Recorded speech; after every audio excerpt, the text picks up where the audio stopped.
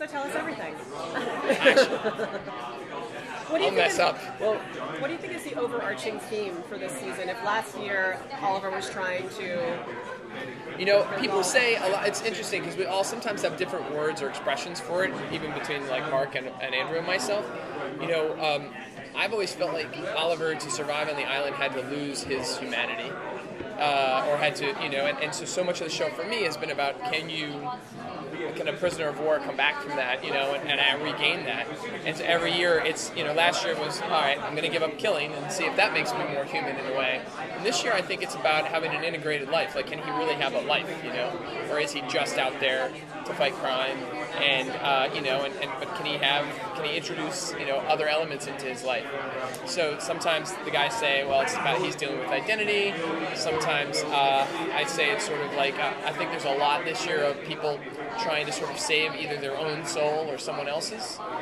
I think probably the best way to say it, without giving too much away. Again, is Team Arrow going to get a new lair this season?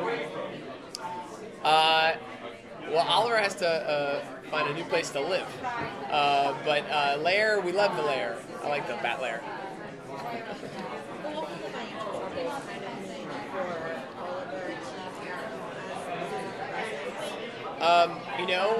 It's definitely a new way of life for him. They'll find some other economic means from surprising places, and I'm not sure even yet how much we've been able to amp up that mystery, but there's that. But no, he's not. It's not like the broke years. You don't feel that, I don't think. In the trailer yesterday, we saw that Felicity and Oliver go on a date, and then she's found bloody on the table, and that's in red dress. So, can you tease a little bit about what happens?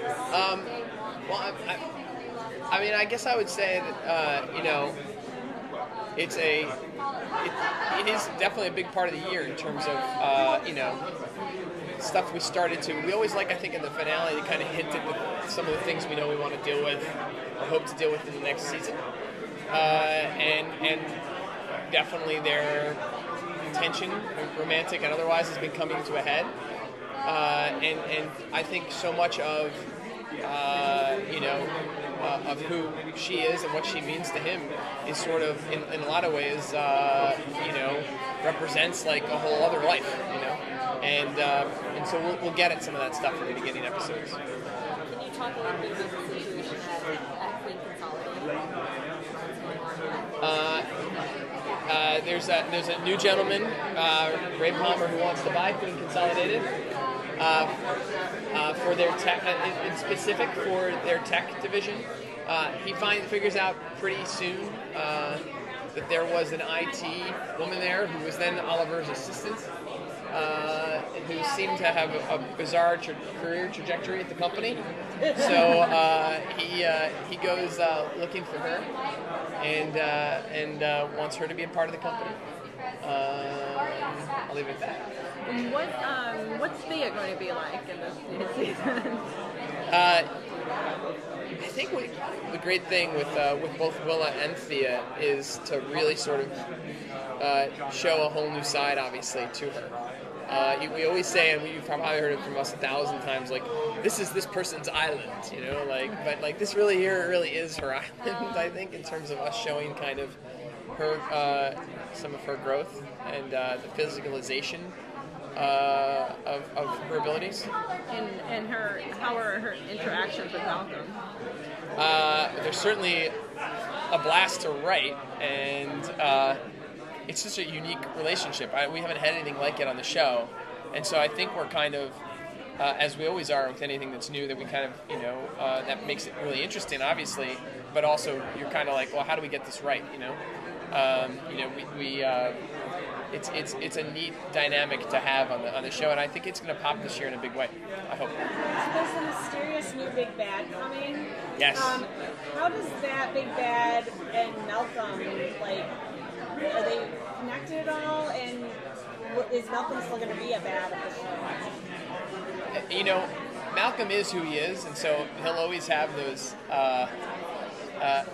He'll always sort of be the devil, but obviously he has this relationship now with Thea, which we'll learn more about. I think those complexities are a lot of what Oliver is going to be dealing with too this year in terms of like, you know, sort of in some ways he's kind of a sheriff, and there's this like, a bad guy's come back into town, but he can't quite get rid of him, you know. Obviously, the first step in that is going to be Oliver finding out that he's alive. So we'll have to deal with that.